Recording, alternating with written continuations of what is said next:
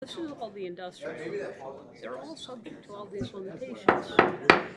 Call to order for the City of Cannon Falls Joint City Council and Planning Commission Work Session, Monday, July 21st. If I could get an approval from tonight's agenda. So moved. I'll give the motion to Lisa, second to Chris. All those in favor? Aye. Opposed? Carries. So today we're going to be talking about our data center text amendment discussion. And John, I'll let you introduce the topic. It's on the memo, but it's a lot of the stuff that I've been working on. Excuse me, let's turn my mic on. All right, so before us tonight, and in the subsequent Planning Commission meeting, there is a public hearing to discuss the text amendment that staff received council approval for to draft at the July 1st council meeting to incorporate data centers as a conditional use within zoning within our city. So what you have before you tonight is a draft of that ordinance. It is something that we have worked with, tracked actually in conversations about data centers, how they function, what sort of components are included in that, so that we would better understand and be able to establish something that, if we didn't know better, we didn't put something in that just explicitly denies them. Like, we wanted to incorporate that as their information, their expertise as part of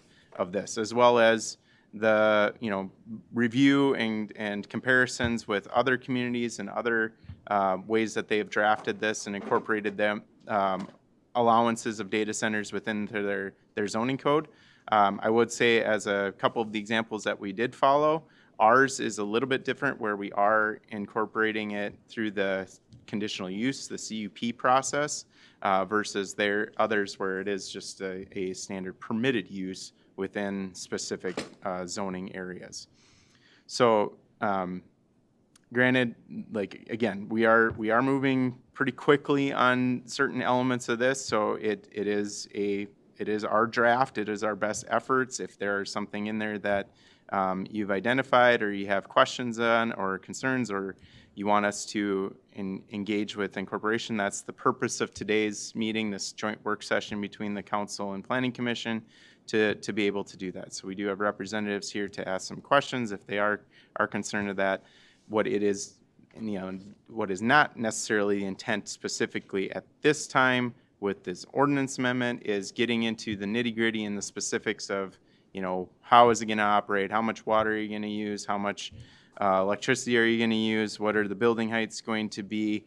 Our intent in this draft was to create a broad enough scope of data centers that this and/or any other project that came to the city would give us the opportunity to evaluate it through a very specific process, which gives the city a lot more control over that versus just a permitted use where, hey, if you can meet all of these basic standards and guidelines as a permitted use, you essentially find an area within that district that fits your needs, and you start your applications and you can do it, and the city doesn't have a whole lot of authority after that to say yes or no. So that was our intent. That's the expectation. Those other finer details, it's not that they're not going to be discussed. It's not that they're not going to be determined. It's not that they're not going to be approved by the Planning Commission and Council at later dates. Those are all coming. This just happens to be part of the process in which we need to have completed first and established that it's going to get done in order to fully evaluate, vet, and make those decisions about those other finer details at later times. And then I'll just add one more piece, just because I anticipate it being a question. Additionally, we are working with the Randolph Township on the annexation process. We had another meeting with them last week to go over our process for that joint resolution for an orderly annexation between them. So that is coming and working as well, which is another critical component for us to actually be evaluating this project because of where it's located. That currently it's in that township, so once it's able to be annexed, or we agree upon that annexation, then that gives the city that final authority to to determine its, the appropriate land use that we're going to approve. All right. Discussion, questions, comments? Council, Planning Commission Board, thank you. We do have guests here from Tract who will be able to help us if you guys have anything. But just to reiterate, I think what John, what led us here is just to make sure that our city charter has the right language, because the last time it was touched, a data center was something none of us had probably ever even heard of. So this is just to make sure that we are following the right legal procedure. So in order for the way their application is drafted, the conversations that we've had about how they want to develop within this area, we do need to establish a conditional use for a data center that allows us then to go into the planned unit development overlay of zoning to get into those finer details at a later time. So Great.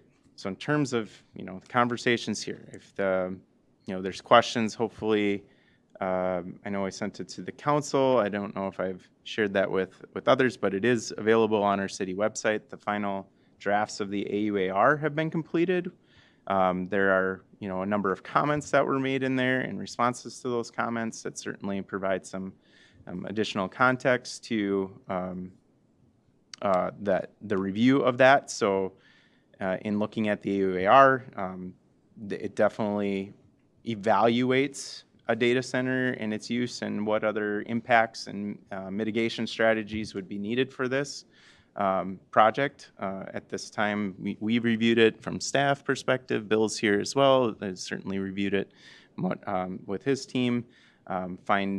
We had our comments that we shared back, and for the most part, those things that we know the AUAR was intended to be a review for, we feel that those are acceptable for us. So there's still right now an agency review period that was actually sent out as a notice to them today. So there's a time frame in which they get a chance to object or appeal or add more comments. But when that's completed, then it will go to the city for a final approval. I got a couple of things, I guess. So first off, if we adopt this language as is, does this get adopted under I-1 or I-2, wherever the data centers, whatever that's going to be? Do data centers get adopted under I-1 or I-2 or both, or how's that go? Was that included in this draft? I-2, I believe. It's an I-2. Yeah, so this draft has it as I-2. Okay. So have we explored putting, because one of the things that makes me comfortable about this process is the property identified makes sense to me. Have we explored the ability to maybe just have a data center zone, perhaps? Is that something that we can do? Or do you feel that we're protected through a conditional use permit? I feel that through this process, we are protected through a conditional use permit, especially with the possibility to overlay the PUD elements that do give us the opportunity to make things more restrictive in terms of the setbacks and other facets like that. And then that also and with this, we talk about making sure that the infrastructure needs are evaluated and that can be delivered before we could necessarily approve that. So do you feel that protects us in the future as well, I guess, too? I feel it does. Okay. Because as my concern from my perspective of this is a project to this scope needs that additional measure of evaluation on the forefront, just to say that can we do this? Very much like we have. Like that's been I would say the positive thing of working with Tract and their team have been the things we're asking for and the things that we need to do to prepare to be able to fully evaluate this and make sure it's in the best interest of our community and that we have the resources to deliver certain things that they're asking for and know what we can't deliver. Like we've been able to do that. We've been able to do that through the studies that we did on the water and wastewater. We've been able to do that in the early stage of the conversations that we've had in terms of higher level elements. Now, in order to fairly make a decision on this or an application, this process needs to be there. So, you know, I believe like if this were approved, that we still have the ability then to say to the next, if there is another application, say this, then hypothetically, this gets approved, we work through and complete our conversations with Tract, and we come to a conclusion that they can develop. If there's another one, we're going to go through a very similar process. We're going to evaluate what are your demands, what are your needs, because conditionally, are we going to be able to supply that, provide that for you without either major investments in our infrastructure or even a site that fits within the characteristics that we're looking for. So I guess kind of along those lines, I did notice there's language in here under M1 and 2 about the city engineer kind of approving or being comfortable with it, which I completely respect, but at the same time, does that allow the council any action or any ability to interject on those things? You know what I mean? Like, I think that, yes, we should have a study and it should make sense for them to be here, but at the same time, if it doesn't align with our city goals or our, you know, citywide plan or whatever, that comprehensive plan, Sure. does that still give us an out to say, you know, we're not comfortable? You know what I mean? From my perspective, it does, because as we evaluate things on a staff perspective, it still always has the opportunity to come to you with our recommendations, and it's the council's, planning commission, and land use elements, but in infrastructure elements, council's decision to say yes or no to our recommendations. And if you know, the situation in this, like, as we go back to, you know, I point to the attorneys for these quasi-judicial decisions when you're talking about land use things like conditional use permits, you have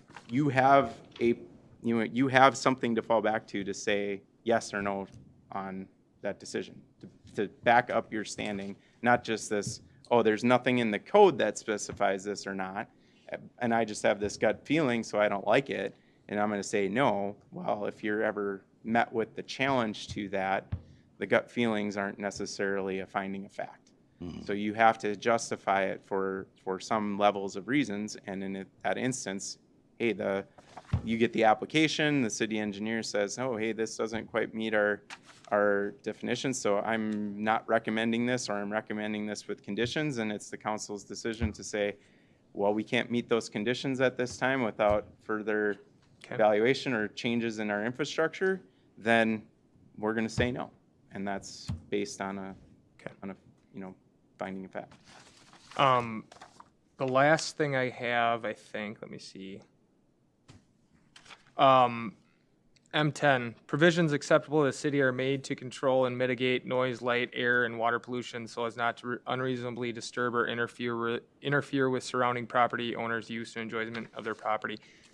To me, that seems like a little vague. Like, how's that determined specifically? Is that just something that we're left to interpret? Like, in this case, I think last time Tract was here, we talked about, hey, I would like to have the generators interior of the property, and that was kind of verbally, yes, we can do that.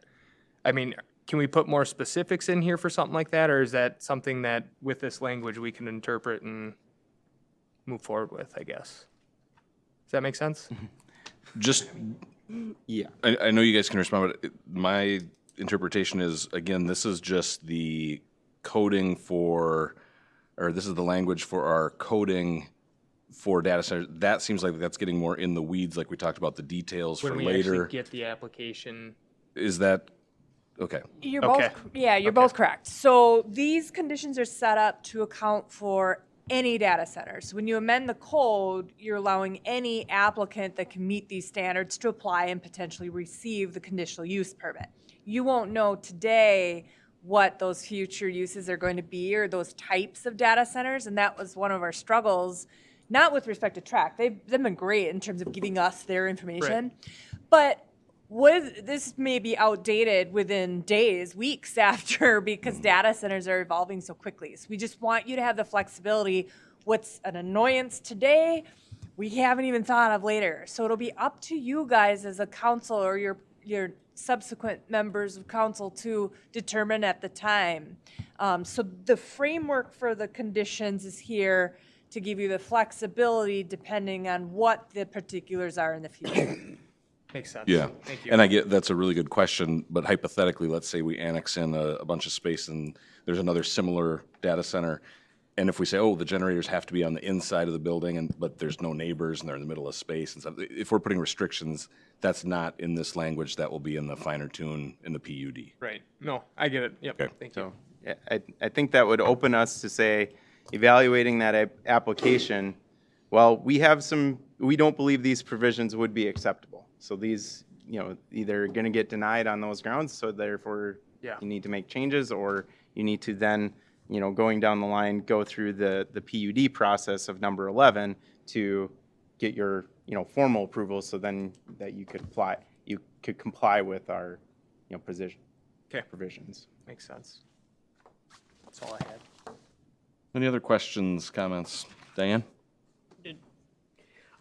Couple. Under definition of a data center, the last thing says electrical generators. Did we specifically want to make sure that diesels would have to be a variance then, diesel generators? I mean, I like limiting it to electrical generators, but I'm not sure that, but I mean, if diesel aren't in there, then they would have to get a variance on that? Are you concerned we- about the noise? No, Nope. Are we talking about differentiating the type of generator instead of generator of electricity? You're talking electric versus diesel? 'Cause Oh, so you're talking about a diesel generating electric? well, any sort of generator that creates electricity as a backup power supply. yeah, that's what I interpreted it Okay. as. So not specifying diesel, natural gas, Okay. solar powered, battery backup powered. Okay. That My wasn't mistake. specific in that definition. I Okay. believe that was the intent. Okay, that clears it up, thank you. Second thing is, being this is under section 152 point whatever, do the building requirements of 152.692 apply to this then, which has the building height limitations, minimum floor? Correct. So so in terms of I-2, if they have to meet all these previous conditions, and then if it's going to get approved without any other sort of permissions or like the PUD plan, then they would need to comply with all the existing I-2 regulations Or as ask well. for variances or whatever? Yes, or they would need to get some sort of, alternatives to those approvals.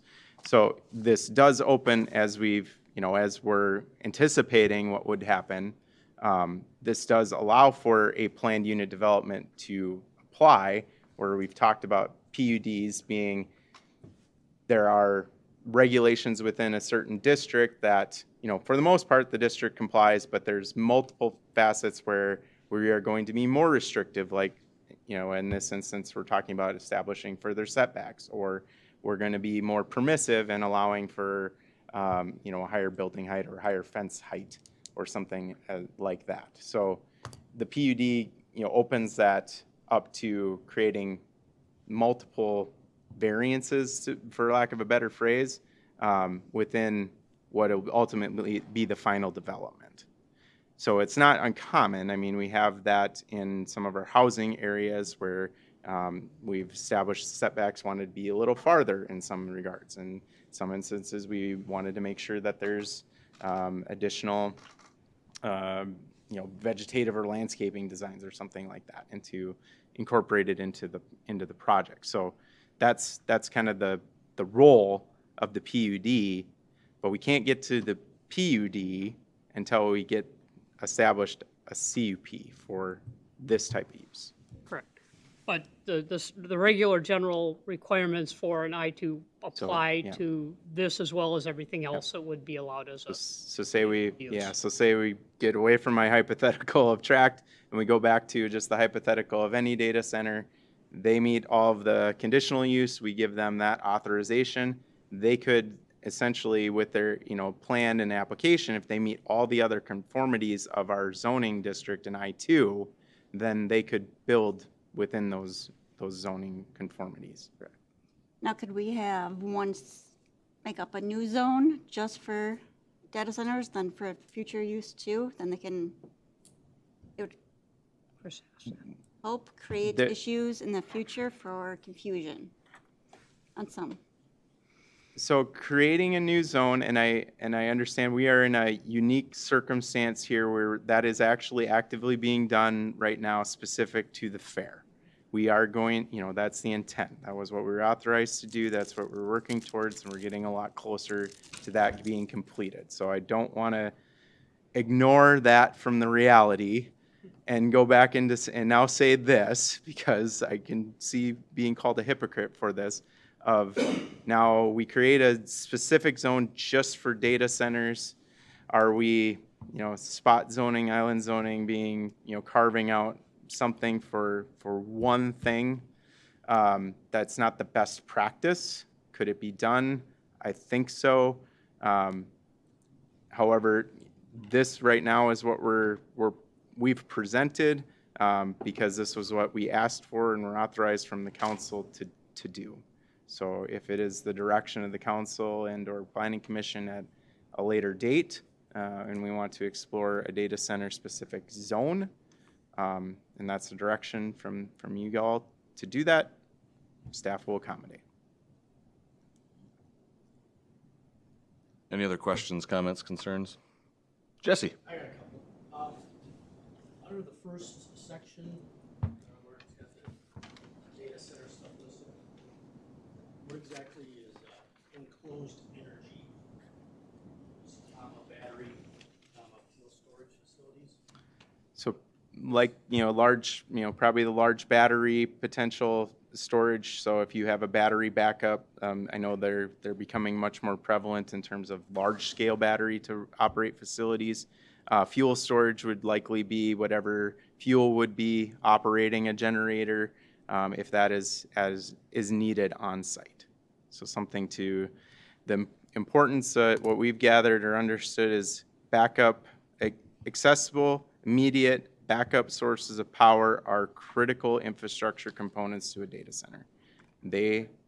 I understand what batteries and fuel storage facilities are, and I understand emergency backups and all that kind of stuff.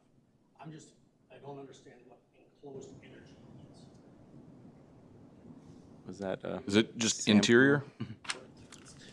If I can, Mr. Mayor. Absolutely. So I think it's as opposed to open storage. So energy, battery, and fuel storage facilities, but in an enclosed building. Okay. Again, these are the generic definition terms. If we wanted to get into drafting very specifics of that, that would probably be discussed in the conditions later on. So the definitions try to be much more broad. Granted, we're still trying to keep it somewhat broad. And then going back to Diana, the electrical generators, you're talking like a backup diesel.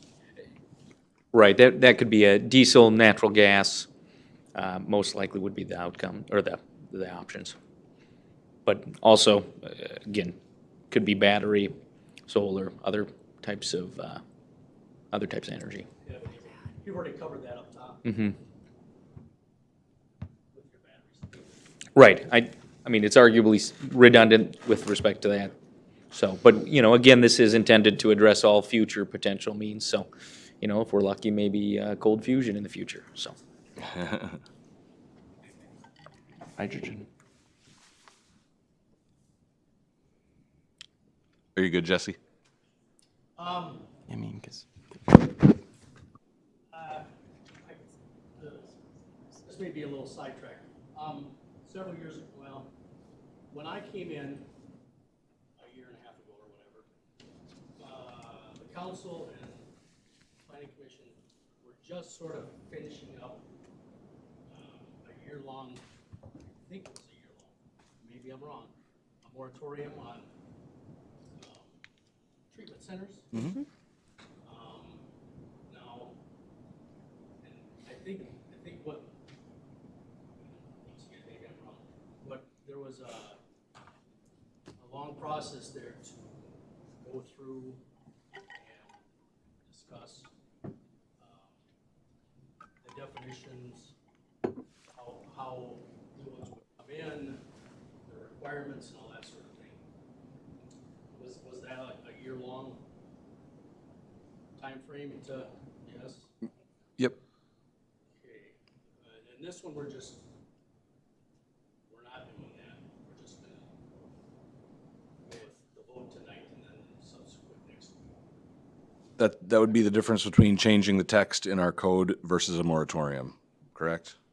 Is that, Mr. Mayor, a moratorium is a process a council can use to hit pause, to do, as Mr. Fox, Commissioner Fox is mentioning, to study, to plan, to determine what the appropriate regulations would be. It's an optional procedure available whenever there is a need, again, to study and explore. I'm just wondering exactly why, right? Sort of, because this feels sort of like the same type of deal, right? We're doing a whole thing on a new thing, right? We don't have a code for it, so on and so forth.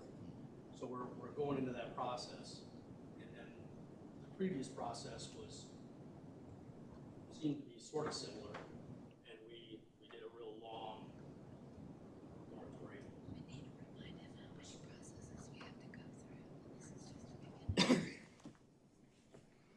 any other follow-up to that, or are we, Wouldn't that be the IRE that we're doing? Because that's the study. The That's kind of, AUA, I mean, yeah. like, So- that kind of does what a would go on during a moratorium, right? Like, no? Well, it more, I don't know. I don't necessarily see these as, I get the change in ordinance and amending the ordinance to something new feels similar in that regard. The difference I see is that there has been a lot of conversation going back to publicly announced in October, and staff have been involved in a lot of conversations to evaluate the project. If we would have determined long ago that, hey, we're way far apart and we're going to need a lot of time to get there, we'll probably have brought something like a moratorium, or at least slowed the process down more. But as we've, evaluated and had conversations and moved forward with this process, we keep concluding that more and more what we're looking at and ultimately we see as an application that's coming is something that, as staff, we feel fair that is for consideration. So we haven't had a situation where we felt like this thing is so imminent and we can't get to a point of recommendation yet that we're going to ask for a deposit. Or I haven't had the sense from any of the council members, I guess, as I haven't maybe directly asked the planning commission members, so I don't want to, I don't want to speak out of turn for that. But I haven't had the sense from the council members that pressing pause is absolutely necessary on this, and we have to, stall this for a specific period of time to give us the chance to evaluate it.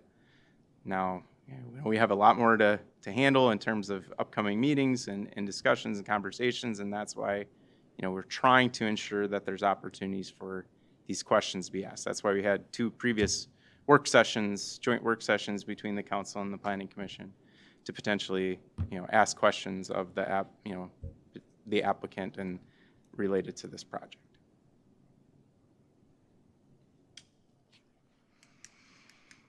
all right? Isaac? You good? I guess based on what was just asked, it kind of, and I don't know if this is relevant or not, right? But when it talks about enclosed energy, I get that, right? And I get keeping it vague to give them options as technology moves forward and we utilize different things versus just traditional fuels and whatnot.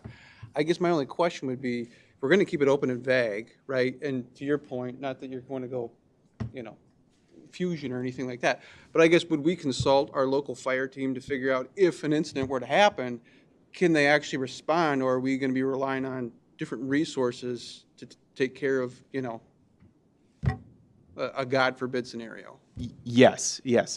As a project like this, as it gets more to reality, it will have, in this instance for sure, in others, that's why the code is drafted to, contain things that we believe at that moment within that code we can respond to. If things are going above and beyond that, that's where we absolutely want to review that more in depth. we will, and then as it gets to the final building permit and application stage, those things are part of that review.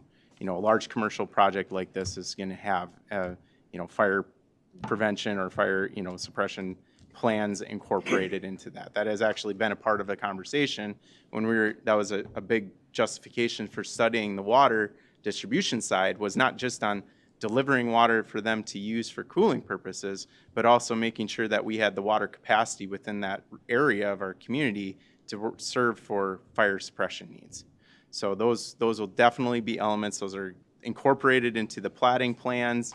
That's conversations that we have with, at some level with any sort of development. And once you get to certain large scales, there's automatic thresholds that kick in terms of internal fire suppression systems and other things like that. So yeah, when that will absolutely be a component of it. Brian, how are you? So basically what I'm hearing is that what we're looking at here is this little meeting we're having. This is putting it all in one little box. We got to follow this to get started, to get all these other things that we're bringing up. As long as we have this in place, we have some place to go if we need to in the future. If we didn't have this, we'd be dead in the water basically. We couldn't just say we want a data center. You Correct. have something like this in place to do it. If we didn't have this, and somebody comes to us with a proposal that looks like a data center or it has nothing that fits within our existing authorized permitted uses, then we would tell them no. Like, no matter how great their plan is, no matter how great their mitigation strategies were, like, on its face, we would have to say, no, we do not have a permitted path through our ordinances to allow for that use within that district. Basically a necessity. This opens the door for us to actually evaluate what we know is, Any future things that come up. and, yep, this and any future ones that are We correct. got to get this going. Okay. That's not to, I don't want to, I appreciate your question, because that is exactly exactly at its core, the purpose for doing this. I don't want to dismiss that we just do this to say, oh, let's do this so that we can open the door and evaluate it further. We do want to get this right. Like, I don't want to ignore that. I also don't want us to be clouded by, hey, we know what's kind of coming because we've seen an application, we've been talking to a developer, so we know some of the nitpicky things that we could do, but we also want to make sure that, hey, as these come, there could be future ones, and back to the question of if they fit within the existing zoning requirements, they could just do it, and then we're not given the luxury of putting further regulatory pieces on that. So if you have, No, I understand that. okay, so. Well, and again, from what I remember, I mean, this was built off of you guys reviewing other communities, structures of how they put that together, right? That, maybe we're larger population than Cannon Falls, but essentially this was built out of various other ones that we felt were going to be most applicable for kind of what we would want to look at, right now and moving into the future. Yep. And there were some that had data centers on the books from, and I know it was new, it's new-ish in terms of the scale that we're talking about. I've been in that data centers have been a part of a conversation now for 10, 15 years. So but they were never to this scope. It was really much more of like maybe a 20,000 square foot building with a lot, housed a lot of servers that was just a background storage, cloud-based kind of thing. We're not talking about the hyper scaling of data that we're seeing today. I mean, the advancements in that and the need for that have changed dramatically in that time. So if you were one of those that, oh yeah, I want to get one of these quick little data centers into my community, and you just said, you had no other provisions around an application for data center, and now all of a sudden a hyperscaler comes knocking on your door because, oh, they permit data centers in their community and they don't even have any conditional uses, or they aren't going to have any additional requirements to us, and oh, we can fit everything within their existing code. They could come and apply, and you wouldn't have a whole lot of basis to tell them no.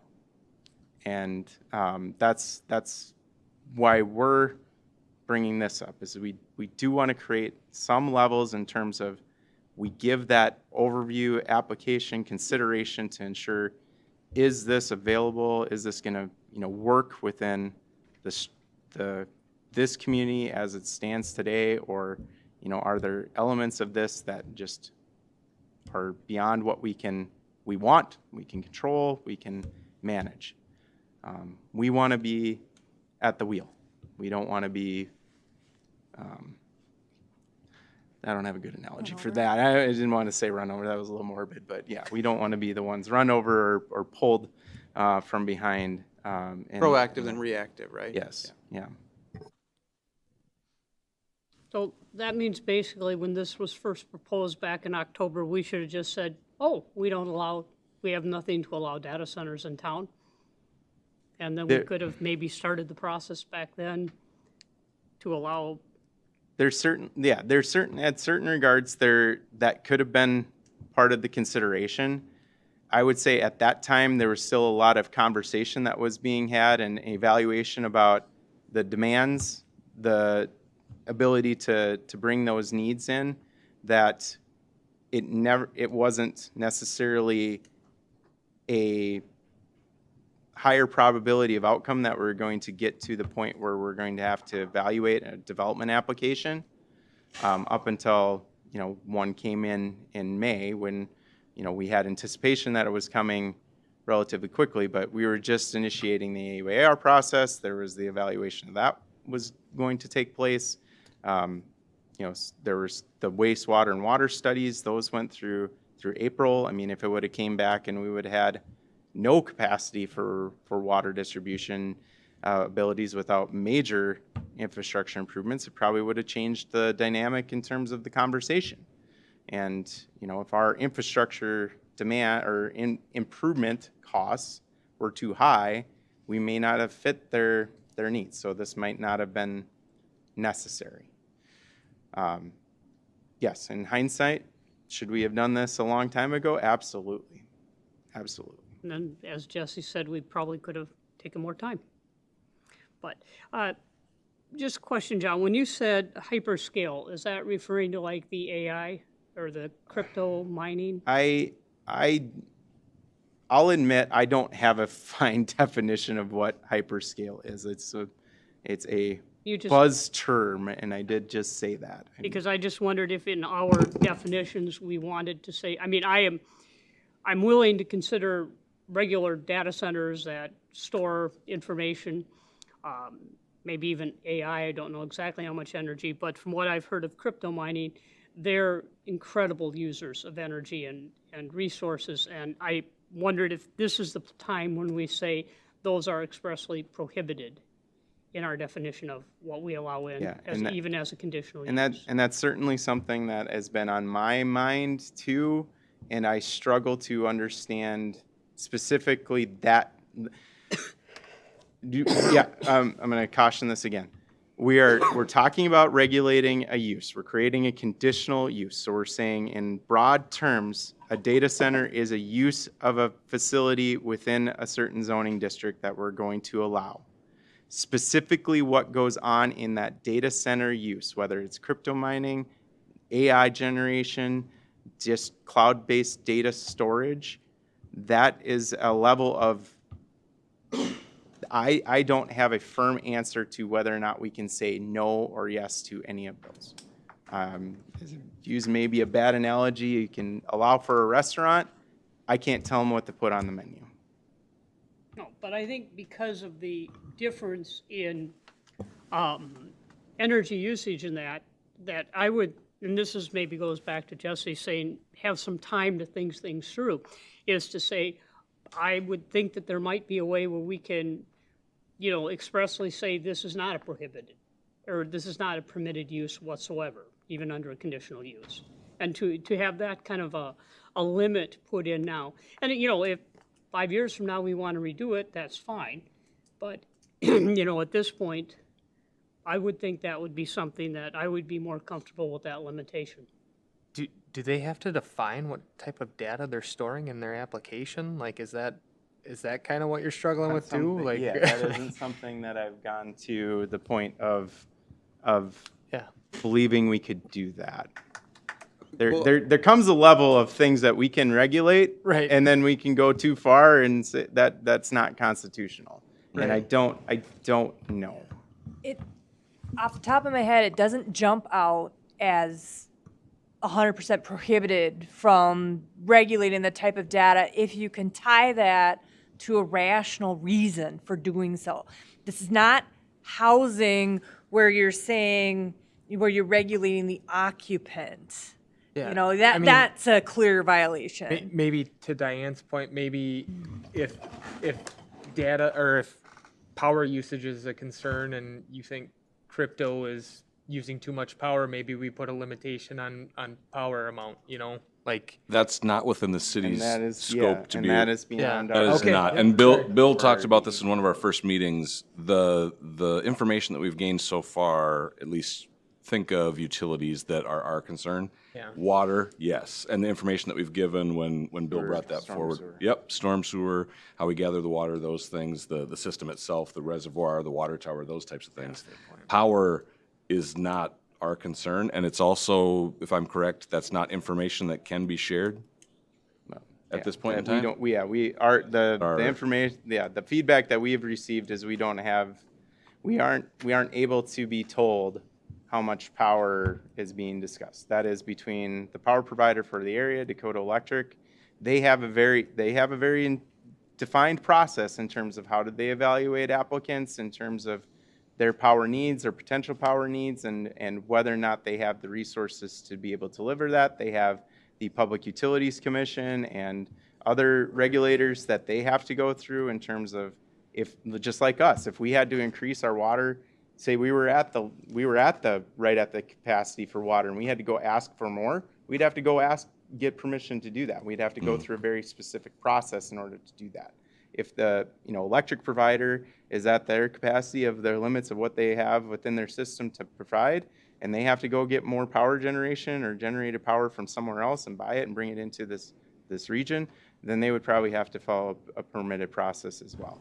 I worked in a city that had electric utility, and we had a limit in terms of how much power we had available for us to sell as a wholesaler. And once we crossed that threshold, then we were buying it from our partner market up to a certain point. And once we're past that, then we'd have to go and figure some other stuff out, or either we're buying it on the wholesale market. So electricity is a different animal. We don't have that regulatory authority because we do not have the municipal electric utility to control that. Moving on, tonight is a work session, but I know that there's going to be a public hearing and then a planning and zoning meeting after this work session. Is there a vote or action needed in this, or is this just work session / discussion? This is just work session, discussion, questions, and answers. Okay. And if there were something of a recommendation to maybe prepare us for conversations in the next meeting to make things more efficient, I would be open to hearing them saying, hey, there's a word missing here, or Yeah. we do want to talk about diesel. Like, that's good to know. We will be ready for it. Sure. But, we're not making a vote. We're not finalizing anything in this part of the meeting. But yes, the Planning Commission next. Correct. The first evaluation of this ordinance. The public hearing is a requirement of that. So if there's input from the community members or input from the applicants potentially, they can speak to the public hearing. Like, you can take those things into consideration in evaluating the proposal. You want to make changes at that time? Certainly are more than welcome to make changes. This is not an ironclad, these words cannot be adjusted, vote this up and down. This can be amended. We're logging on the Technology Park website when someone has a concern and stuff like that. There's the log of questions and commonly asked questions. And so if the community has input or anything like that, they can email any of us and it gets on there. So there have been all the public comment periods, specifically with the AUAR, all of those questions came into me, were forwarded on to the consultants for evaluation and response. All of those were incorporated into the AUAR. I haven't received any comments outside of those specific timeframes that I haven't otherwise been able to answer questions to or address that we haven't already talked about. So there's nothing specifically potentially that's brand new that I've heard from the community members that I've would had certainly share 3 and bring people them. this week. I just referred to the website because I don't know if it's slow moving, but we put it out there a while ago, and I don't know if it was on the Facebook page or not. But I think they're hearing about it, and so a lot of those questions can be answered on there or put on there, and we'll get back to them. Yeah. And I know the track themselves have been very good to, you know, if there are questions specifically, they've been open to having conversations. I know they had that with our April community meeting, that the presentation that they had. They had another lunch and learn with the chamber. You know, so there's been more engagement from them specifically about their project. So that's another reason, just I want to emphasize, working with them has been a good process. Like we have, as asked, we have been given, you know, the information that we can be given. We've been told what, you know, specifically on the electric side, those things we're not able to know that. We've had some high level things that were talked about. I think it was mentioned in newspaper articles, 500 megawatts potentially of use. You know, so those are out there, but that's not our jurisdiction to say yes or no. That's the power provider for this territory. They are going to make that determination. Yes, Diane. You asked also if there are like typos or something, so just under M, data center, probably that number 1. On the second line, there's a little parenthesis sitting there that I couldn't find a matching one to, or is that? Yeah. It looked like a smiley face, but Right, is that behind supposed to capacity. be there, or After capacity. Thank you. Those are it shouldn't be there, right? Yep. Okay, Nope. good. Otherwise, I couldn't make any sense of it. Also under section M, go down to, it should be a 12 and I got it. it's a 2. Yeah, perfect. See, now grammar police, we can all be on the same page, with this one, right? Okay. Excellent job. Anything else, typos that we like to? In N3, could there be it more specific on who would be determining that? Excellent question, Councilmember Zimmerman. I did want to follow up on that. We're going to add Minnesota Pollution, MPUC onto that, Public Utility Commission onto that as well. Though the city does not have the authority to regulate the rules and laws applicable to electrical and some of those other utilities, what we want you to have, and we can't get more specific, what I want you to have is the ability to look at a conditional use permit and a particular user and say, we don't like that you've had 8 violations that haven't been cured to the city's satisfaction. Maybe they've been cured and they still have their permit issued by the state agency, but you guys are nervous. You don't like the conduct and what's happening. So you're not regulating or enforcing those regulations, but you have CUP authority to control your permit, which is squarely within your authority. So we don't want to say that you're going to regulate this provision of PUC or that. We just want to say that whatever those state agencies are doing, if you don't like it, you can pull the permit or initiate enforcement proceedings. The last one I have is for compliance for penalties and violations. Oh, just For future? compliance in general on a CUP? Yep. There is a process for that, both under state statute and our code. There is, a CUP is a protected property interest, so once it's issued, it runs with the land, it's enforceable, it's theirs, until and unless they violate the terms of the permit, the conditions, in which case there would be investigation and enforcement proceedings at that stage. the use succeeds for a period of time, extended period of time. So I believe that's, Well, a nonconformity, but yeah. you know, if they violate a condition, that's your enforcement piece. If they cease the use, move out, that's the nonconforming angle that you'd have other enforcement for. Again, as opposed to a permitted use, which you would not have any enforcement ability at all. Is that something that's spelled out elsewhere in our ordinances? Because I do know we seem to have had a wee bit of trouble enforcing the CUPs. Are you talking about violations? Yeah. The punishment? Yeah. I mean, we can send all kinds of little violation notices, but if things are not corrected, you know, I've always wondered what are the next steps to get that compliance at one. And that this is not this specific issue, it's just in general and based on past experience. You have 1099. In some instances, I would say there are elements of that come down to our capacity and resources available to enforce though. You know, so it is the possibility. You can set and establish standards, and we could go and create our own pollution control standards or like the other state agencies and try to develop those. But what sort of resources we have to monitor, enforce compliance and execute that enforcement. I was looking more like if they didn't have the proper height of the fence or something. I mean, something simple, which we've had in other cases where either we have a illegal fence or we don't have correct, you know, what I'm saying is right now never seems to get enforced. Yeah, so right now those are in place and they're evaluated through the permitting process, and we do, you know, review those and monitor that in conjunction with Goodhue County and their building department for the building code specific issues.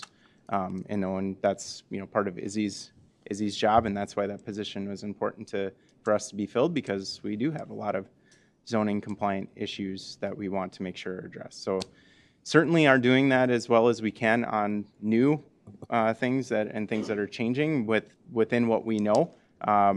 You know, if we don't know, somebody hasn't applied to us, and then they go start work on that until we've identified it or have it reported to us and are able to address it.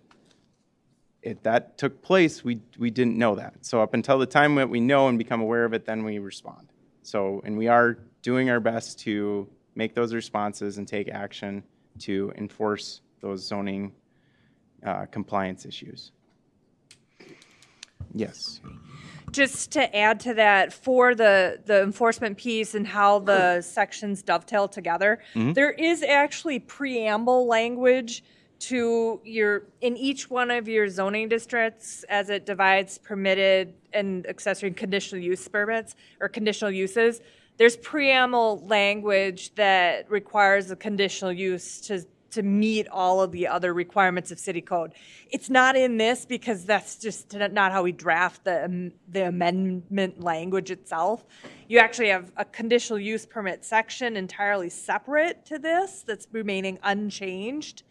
And then you have the general language on a conditional use and then this specific stuff. So you're fully incorporated and around with enforcement. All right. Is how we've got planning and zoning having their own meeting here starting in about 5 or 6 minutes. I would seek a motion to adjourn from this work session unless there's anything. We got about a minute left if people want something else to say. Hearing none, I'd take a motion to adjourn. So moved. Motion from Diane, Second. second from Lisa. All those in favor? Aye. Opposed? We're adjourned. Thank you, everybody.